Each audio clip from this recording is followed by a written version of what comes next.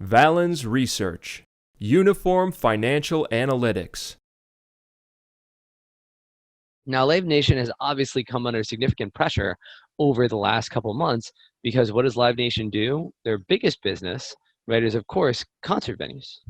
And as a business that's focused on concert venues, right, when concert venues are closed, they're under pressure in terms of what they're doing.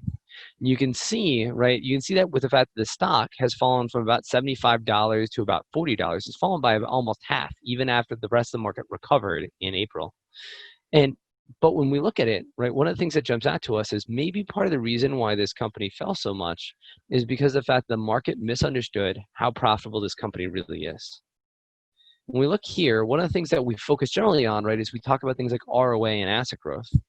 But for LYV Nation, what's almost more important is that when a market is pessimistic about a company, it helps to understand why. And part of the reason why the market might be thinking that LYV Nation deserved to be cut in half is because of the fact the market looked at this company and said, I've got a company with negative EPS, negative earnings before anything happened with coronavirus.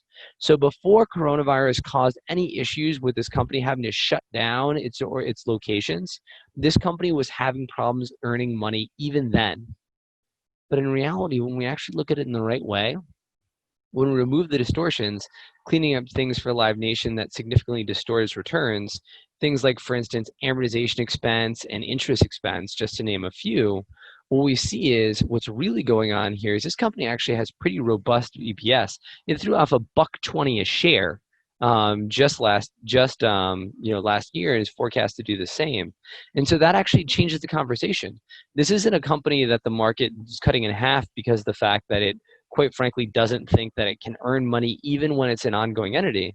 This is a company that really, when I look at it, has high returns. When we understand it has high, robust profitability, and while this bar might be very negative this year, to expect to have continued stability in returns is not outlandish.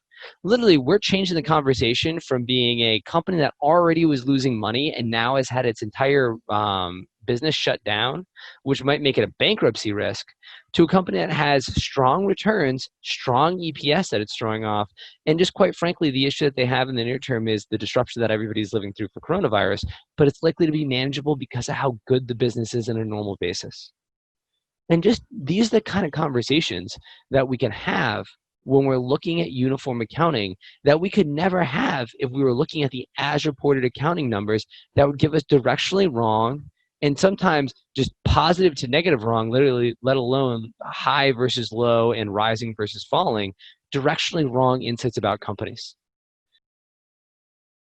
Valens Research, the world's leading source for uniform financial analytics.